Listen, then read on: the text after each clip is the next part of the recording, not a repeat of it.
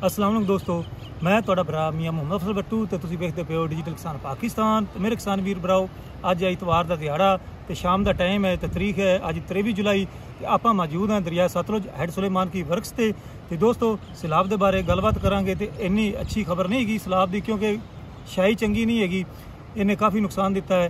तो आपां गल करने पहले तो चढ़ते पंजाब की, उत्थे जिहड़ा भाखड़ा डैम है ਉਹਦੇ हवाले ਨਾਲ ਤੁਹਾਨੂੰ ਦੱਸਦਾ ਚੱਲਾਂ ਵੀ ਉਹਦੀ ਜਿਹੜੀ ਸਤਹ ਹੈ ਉਹ ਤਕਰੀਬਨ ਅੱਜ ਦੀ ਡੇਟ ਵਿੱਚ 1652 ਫਿਟ ਤੇ ਚਲਦੀ ਪਈ ਹੈ ਤੇ 1680 ਦੀ ਉਸਦੀ ਕਪੈਸਿਟੀ ਹੈ। 1670 ਤੱਕ ਅਗਰ ਪਹੁੰਚਦੇ ਤਾਂ ਫਿਰ ਉਹ ਤੋਂ ਪਾਣੀ ਛੱਡ ਦਿੱਤਾ ਜਾਵੇਗਾ।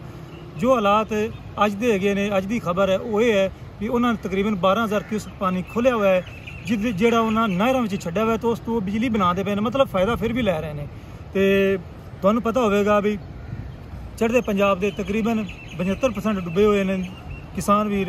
तो उन्होंने हरीके हैड से धरना दिता सी, जिदे विच उन्हां दा यही मुतालबा सी भी पानी जितना बाहरों आंदा पिया पिछली साइड तो इस हरीके पत्तने च आंदा पिया या उस साइड ते पहुँचता पिया, उन्होंने उन्ना ही अगे तुरिया जाए दरिया सतलुज, ताकि सानू बचाया जाए। तो इंतजामिया नाल उन्हां दे मुज़ाकरात चलते पे सन, लेकिन जो खबर पहुंची है वो भी चंद गेट उन्हें खोले ने, हो सकता है मजीद खोल देवन अगर इस तरीके पानी बढ़ता है।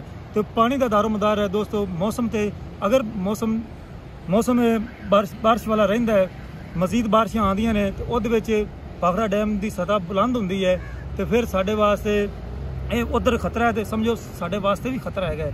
तो जो हुण मौजूदा सूरत हाल पानी की चलती पई है वो मैं तुहानूं दसदा चलां। भाखड़ा डैम तुहानूं मैं दस्सिया 1652 सतह हैगी है, लेवल फिट। तो अगे आ जाता जनाब हरीके हैड, जिथे किसानों ने धरना दिता होया सी, उत्थे चलता पिया 75,567 का क्यूसक का रेला। उस तो अगे आ जाता हुसैनी वाला हैडवर्क से, उत्थे पानी की सतह जी है वो 71,910 क्यूसक चलती पई है। अगे आ जाता जी हैड गंडा सिंह, उत्थे पानी घट हो के 61,820 क्यूसक ते लेवल चलता पिया। उस तो अगे हुण मौजूदा हैड सुलेमान की तुसीं वेखदे पए होगे, इहदे चंद गेट खुले हुए हैं तो बाकी उन्हें बंद कर दिते हुए हैं, क्योंकि नहरां जिहड़ियां हैगियां ने वो खोल दित्तियां गईयां ने। तो नहरां खोलण के मुताबिक या जो सूरत हाल लगती इंज लगता है जिवें काम नॉर्मल हो गया है, लेकिन ये तो जिहड़े अगे आने वाला मौसम है या बारिशां उहदे ते डिपेंड करती है कि मौसम मामला नॉर्मल ही रहेगा या खतरे वाले पासे जाने हैं। तो हैड सुलेमान की जी सूरत हाल तुहानूं दसी है, इत्थे चलता पिया 46,186 क्यूसक का पानी। तो अगे आ जाता है इस तो थले हैड इस्लाम, उत्थे पानी गुजरता पिया जी 27,444। लेकिन मैनू जेड़े थले पासे दे दोस्त है ने, दरास के गाँव है, वासू सालम है, रत्ते के है, इस तरीके मल्लू शेखू है, वो तो काफ़ी दोस्तों ने तस्वीर शेयर की ने, वीडियो शेयर की ने। उन्होंने कहा भाई कल तो ना साढ़े पासे जो पानी का लेवल है 2 तो 3 फुट चढ़ गया है, तो सानू तुसीं जाके मौजूदा इसकी सूरत हाल तो आगाह करो। तो जोड़ा मैं तुहानूं आगाह किया भाखड़ा डैम का, ये रोज़ाना अपडेट होंदा है ऑनलाइन डाटा। ऑनलाइन डाटे दे विच तुहानूं मैं दस्सिया है जो उनकी 1652 की पोजीशन चलती पई है हाइट की फिटां की।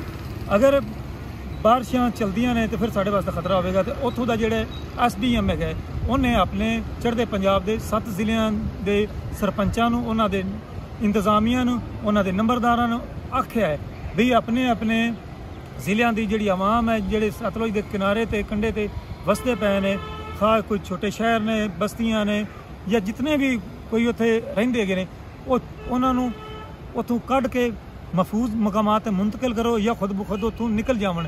हो सकता है अगर बारिशां का सिलसिला जिवें महकमा मौसमियात दसदा पिया है भी पिछले साल 2022 के 31 जुलाई नूं यह सूरत हाल सी डैम की 1652 की या 50 की, जिहड़ी 10 दिन पहले 8 दिन पहले 1652 ते चलती पई है।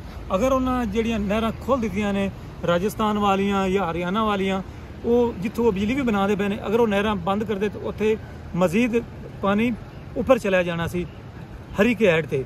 तो अगर वो अपने किसानों का मुतालबा मनते है, पानी खोलते है, पानी उत्ते जमा होंदा है, उन्होंने वास्ते तो हालात शायद नॉर्मल हो जाएंगे, लेकिन साढ़े वास्ते ये परेशान कुन हालात है ने।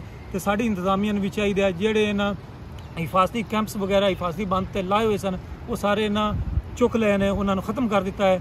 ਤੇ ਸਾਨੂੰ ਇਹ ਜਿਹੜਾ ਮੈਂ ਇਹਨੂੰ ਬਲਕਿ ਜੋ ਨਜ਼ਰ ਆਉਂਦਾ ਪਿਆ ਹੈ ਸੂਰਤ ਹਾਲ ਇੰਡੀਅਨ ਮੀਡੀਆ ਦੇ ਮੁਤਾਬਕ, ਕਿਉਂਕਿ ਇੰਡੀਅਨ ਮੀਡੀਆ ਜਿਹੜਾ ਹੈ ਸੋਸ਼ਲ ਮੀਡੀਆ ਜਾਂ ਉਹਨਾਂ ਦਾ ਮੀਡੀਆ ਉਹ ਬਹੁਤ ਐਕਟਿਵ ਹੈ, ਪਲ ਪਲ ਦੀ ਖਬਰਾਂ ਦੇ ਰਹੇ ਹੈਗੇ ਨੇ ਪਾਣੀ ਦੇ ਮੁਤਾਬਕ।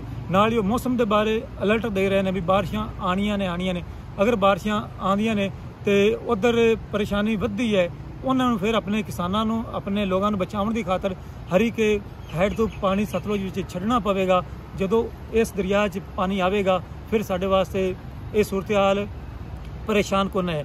ਜਿਸ ਤਰੀਕੇ ਤੁਸੀਂ ਵੇਖਦੇ ਪਏ ਹੋ ਤਕਰੀਬਨ ਜਿਹੜੇ ਗੇਟ ਹੈਗੇ ਨੇ ਉਹ ਬੰਦ ਹੈਗੇ ਨੇ, ਕੋਈ 6-7 ਗੇਟ ਜਿਹੜੇ ਨੇ ਓਪਨ ਖੁੱਲੇ ਹੋਏ ਨੇ ਤੇ ਨਹਿਰਾਂ ਵਿੱਚ ਵੀ ਪਾਣੀ ਇੰਨਾ ਛੱਡਿਆ ਹੋਇਆ ਹੈਗਾ ਤੇ ਪਾਣੀ ਇੰਝ ਤਾਂ ਲੱਗਦਾ ਪਿਆ ਮਾਮਲਾਤ ਜਿਹੜੇ ਨਾਰਮਲ ਹੈਗੇ ਨੇ ਤੇ ਮਾਮਲਾ ਫਿਰ ਚੜ੍ਹਦੇ ਪੰਜਾਬ ਤੇ ਜਾਂਦਾ ਹੈ। ਅਗਰ ਬਾਰਿਸ਼ਾਂ ਉੱਥੇ ਵਸਤੀਆਂ ਨੇ ਜ਼ਿਆਦਾ ਹੁੰਦੀਆਂ ਨੇ, ਉੱਥੇ ਹਰੀਕੇ ਹੈਡ ਤੇ ਆ ਕੇ ਪਾਣੀ ਖੁੱਲਿਆ ਜਾਂਦਾ ਹੈ, ਜੋ ਉਹਨਾਂ ਨੂੰ ਖੋਲ੍ਹਣਾ ਉਹਨਾਂ ਦੀ ਮਜਬੂਰੀ ਹੋਵੇਗਾ ਤੇ ਫਿਰ ਸਾਨੂੰ ਉਹਦੇ ਵਾਸਤੇ, ਉਸ ਖਤਰੇ ਵਾਸਤੇ ਤਿਆਰ ਰਹਿਣਾ ਚਾਹੀਦਾ ਹੈ ਤੇ ਸਾਡੀ ਇੰਤਜ਼ਾਮੀਆ ਨੂੰ ਵੀ ਤਿਆਰ ਰਹਿਣਾ ਚਾਹੀਦਾ ਹੈ।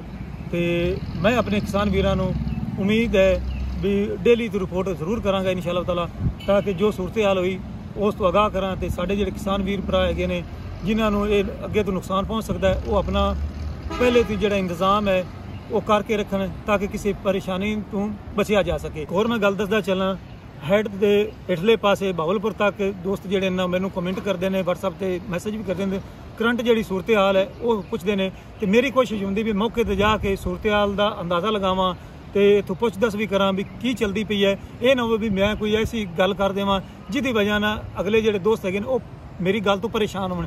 ਮੈਂ ਚਾਹਨਾ ਵੀ ਉਹੀ ਗੱਲ ਹੋਵੇ ਜਿਹਦੇ ਨਾਲ ਕਿਸੇ ਦੋਸਤ ਨੂੰ ਕੋਈ ਪਰੇਸ਼ਾਨੀ ਨਾ ਹੋ। ਤੇ ਕਿਸਾਨ ਵੀਰ ਬ్రో ਆਪਾਂ ਆ ਗਏ ਥੱਲੇ ਵਾਲੀ ਸਾਈਡ ਤੇ ਤੁਸੀਂ ਵੇਖਦੇ ਪਿਓ ਇਹ ਬੈਕ ਸਾਈਡ ਤੇ ਗੇਜ ਲੱਗੀ ਹੋਈ ਕੰਪਿਊਟਰ ਜਿਹੜੀ ਲੰਮਾ ਬਲਮਾ ਦੀ ਮਹਿਕਮੇ ਨੂੰ ਖਬਰ ਦਿੰਦੀ ਹੈ ਵੀ ਕਿਤਨੇ ਕਿਊਸਕ ਪਾਣੀ ਜਾਂ ਕਿਤਨੇ ਫੀਟ ਲੈਵਲ ਹੈਗਾ, ਉਹ ਸਾਰਾ ਕੁਝ ਇਹ ਦੱਸਦੀ ਹੈਗੀ ਹੈ। ਤੇ ਜੋ ਮੌਜੂਦਾ ਸੂਰਤ ਹਾਲ ਸਾਨੂੰ ਨਜ਼ਰ ਆਉਂਦੀ ਪਈ ਤੁਸੀਂ ਵੇਖਦੇ ਪਿਓ ਇਹ ਹੈਗੀ ਹੈ ਨਾਰਮਲ। ਅਗਰ ਹਰੀਕੇ ਹੈਡ ਤੋਂ ਜਿਸ ਤਰੀਕੇ ਉਹਨਾਂ ਕੁਝ ਗੇਟ ਕੱਲ ਤੋਂ ਖੁੱਲੇ ਹੋਏ ਨੇ, ਅਗਰ ਉਹ ਪਾਣੀ ਇੱਥੇ ਤੱਕ ਪਹੁੰਚਦਾ ਹੈ ਫਿਰ ਤਕਰੀਬਨ 2 ਤੋਂ 4 ਦਿਨ ਲੱਗਣਗੇ। ਅਗਰ ਪਾਣੀ ਪਹੁੰਚ ਜਾਂਦਾ ਇੱਥੇ 4-5 ਦਿਨਾਂ ਤੱਕ ਤਾਂ ਫਿਰ ਸਾਨੂੰ ਇਹ ਜਿਹੜਾ ਹੈ ਨਾ ਪਰੇਸ਼ਾਨ ਕਰੇਗਾ ਤੇ ਪਰੇਸ਼ਾਨੀ ਵਾਲੀ ਗੱਲ ਹੈ। ਇਸ ਵਾਸਤੇ ਸਾਨੂੰ 4-5 ਦਿਨਾਂ ਤੱਕ ਥੋੜਾ ਜਿਹਾ ਅਹਤਿਆਤ ਕਰਨੀ ਪਵੇਗੀ ਤੇ ਮੁਤਾਦ ਰਹਿਣਾ ਪਵੇਗਾ। ਤੇ ਹੁਣ ਮੈਂ ਆਪਣੇ ਵੀਰ ਭਰਾਵਾਂ ਤੋਂ ਲੈਣਾ ਇਜਾਜ਼ਤ। ਤੁਹਾਡਾ ਭਰਾ ਮੀਆਂ ਮੁਹੰਮਦ ਅਫਜ਼ਲ ਬੱਟੂ। ਅੱਲਾ ਹਾਫਿਜ਼। ਪਾਕਿਸਤਾਨ ਜ਼ਿੰਦਾਬਾਦ।